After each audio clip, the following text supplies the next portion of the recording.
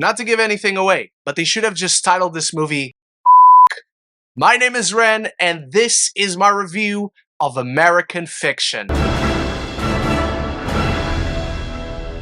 Welcome back, movie fans. Thank you for joining me to discuss not only one of 2023's biggest festival darlings, but one of the most impressive directorial debuts in the past decade, as a writer and English professor's writing career has stalled because his work isn't deemed black enough. So, Monk writes a satirical novel under a pseudonym, aiming to expose the publishing world's hypocrisies. The book's immediate and surprising success forces Monk to get deeper enmeshed in his assumed identity, challenging his most intimate beliefs on the world and himself.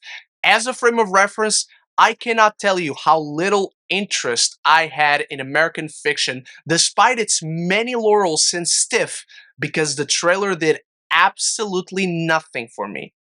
However, I could muster some morbid curiosity, and damn if this is not one of the most biting social commentaries on how black stories are told and conveyed through media. The film as a whole, a smartly written and confident debut from Cord Jefferson, is a cultural case study for the exact problems, issues, and topics he is aiming to expose and analyze without ever getting too preachy or too overbearing. The film is equal parts poignant and hilarious, balancing it out with earnestly emotional moments built around a fantastic performance by Jeffrey Wright, supported by an excellent all-around cast, including a hilariously unhinged Sterling K. Brown. It is a fantastic blend of ingredients, resulting in witty satire, meeting clever writing, meeting great ensemble performances. American Fiction is the kind of film you want to see with an audience, because as bold or outrageous as it can get with its comedy and gags and scenarios, where this man trying to search for a professional identity for himself goes deeper down this rabbit tunnel where there's no escape, it also isn't afraid to be reflective in its commentary, where Monk is trying to craft a book that will sell, but he's compromising his art. And he's confronted with this question of compromising his art without compromising himself as an artist. And the film takes a while to get to these points, but the journey is so worth it, and it is so funny. I was not bored for a single second in American Fiction, as Monk's journey is filled with many ironies, entertaining contradictions, and hilarious thought-provoking ideas. And the way Jeffrey Wright blends comedy and drama in such a clever film with such broad appeal is genuinely fascinating. He balances it out perfectly as he plays this escaped convict coming out like a thug to the world that perceives him the way they expect to perceive him, and then at home he is such a broken man without any control. But even how he imagines himself writing this book and the conversations that are happening, we get to see Jeffrey Wright talk with Keith David, two of the greatest voices ever in the history of movies and TV, and this film gives us that.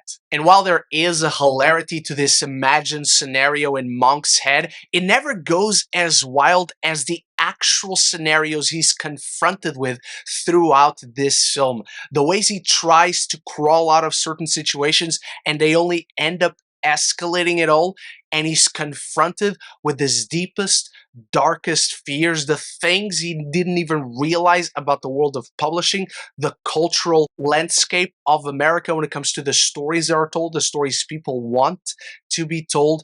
It is wild, and I do wish some of those visual signature moves would have stayed throughout the course of the film, because you can tell, as strong as the writing is in American Fiction, Cord Jefferson, as a debut director, hasn't developed that much of a visual style, which unfortunately results in some of the more creative and distinguished visual flares disappear before they can properly become a part of the film's identity.